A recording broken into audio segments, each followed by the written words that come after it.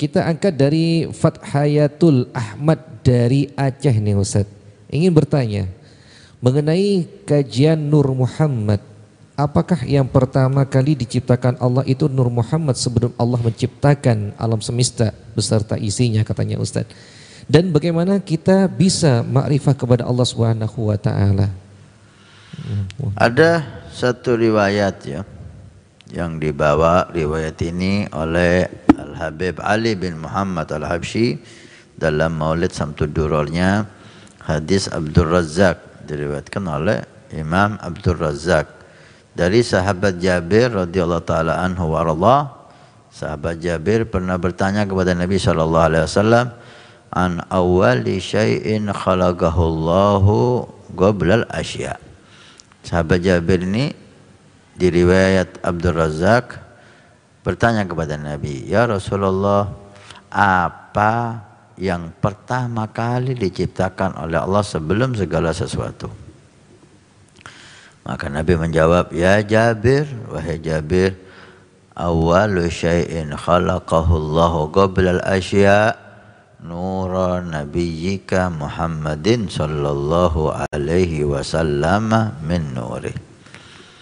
Makhluk pertama yang diciptakan oleh Allah sebelum segala sesuatu, apapun itu, malaikat, surga, matahari, planet, semuanya pertama kali makhluk diciptakan oleh Allah adalah cahaya Nabimu Muhammad sallallahu alaihi wasallam dari cahaya Allah. Ini lafaz hadisnya yang diriwayatkan oleh Imam Abdul Razzaq.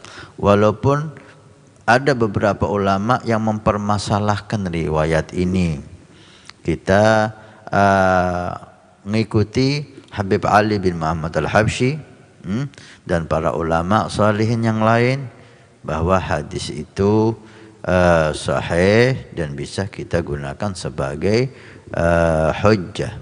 Oke.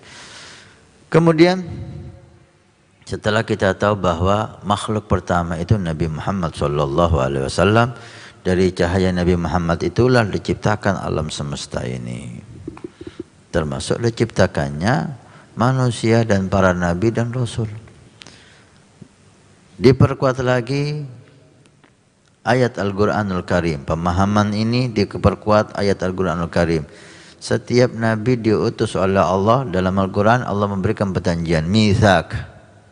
Apa perjanjiannya?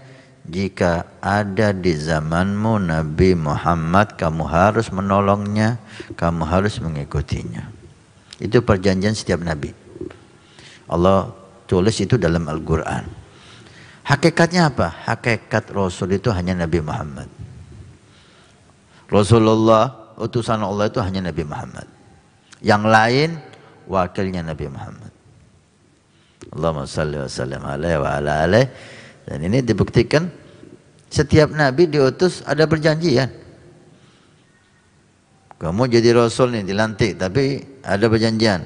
Jika hidup Nabi Muhammad di zamanmu ini, kamu ikut dia. Hakikat Rasul dia, kamu ikut dia, kamu tolong dia. Setiap Nabi menyatakan siapnya, sehingga dilantiklah Nabi-Nabi itu dengan persyaratan seperti itu, dan ini dikutip oleh Allah dalam Al-Quran. Ini menunjukkan keagungan Nabi Sallallahu Alaihi Wasallam, dan kita bersyukur kepada Allah menjadi umat beliau sallallahu alaihi wasallam. Tapi janganlah kita membahasnya terlalu lebar, terlalu panjang, dan kita bukan ahlinya ke sana. Ini bukan hebat-hebatan atau pinter-pinteran, ya. Ini pembahasan yang suci, yang indah. Jangan sampai syaitan, nafsu masuk dalam pembahasan ini.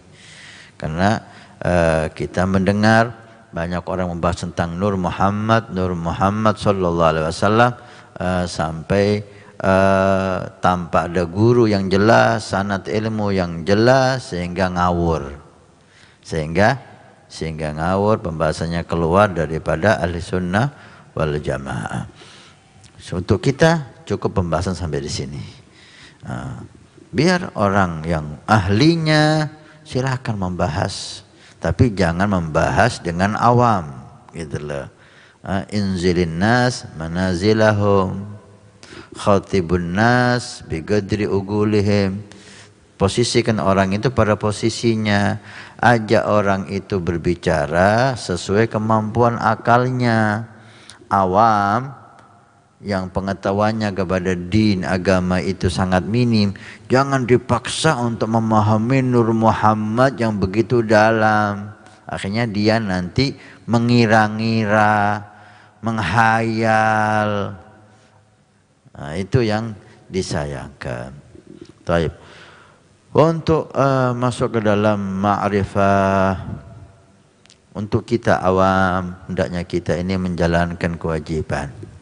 Jalankan kewajiban dengan maksimal, dengan khusyuk. Ini puasa. Jalankan puasa dengan benar, jaga mata, jaga mulut, jaga telinga, maksimalkan untuk ibadah dan ta'ah. Jaga, jauhi segala bentuk maksiat, zahir dan batin, hati kita jaga.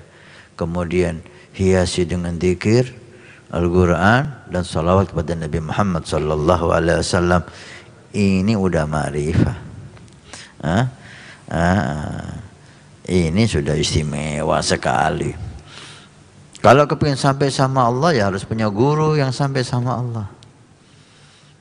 Guru yang udah sampai kepada Allah, kita serahkan kita kepada beliau seluruhnya, dan beliau akan membimbing kita untuk juga sampai kepada Allah. Tapi untuk awam seperti kita, jalankan yang wajib secara maksimal, jauhi yang haram seluruhnya, hiasi hati Anda dengan rahmah dan cinta kepada Nabi. Itu sudah hebat banget. Nabi bersabda, "Man bana masjidan banallahu baitan fil jannah." Siapa yang ikut membangun masjid, maka Allah akan membangunkan rumah di surga. Pondok Pesantren Nurul Iman akan membangun masjid 2 lantai plus aula. Maka kami mengajak untuk kita dan Anda mendapatkan rumah di surga. Kami membutuhkan 2.000 orang, per orang 100.000 per bulan selama 1 tahun. Silahkan Anda daftarkan diri Anda, atau almarhum dari orang tua keluarga Anda yang sudah meninggal, atau Anda niatkan untuk putra Anda supaya menjadi putra yang saleh salehah. Insya Allah dengan masjid di Pondok Pesantren Nurul Iman yang insya Allah makmur dengan sholat, qiyamul lail, zikir, majelis taklim, belajar agama Allah. Setiap kalimat, setiap bismillah, setiap ilmu Anda dapat pahala, setiap rakaat Anda dapat pahala. Hani'an lana wa hani'an lakum kalau kita punya rumah di surga Allah. Mudah-mudahan Allah mencatat kita sebagai hamba yang punya rumah di surga.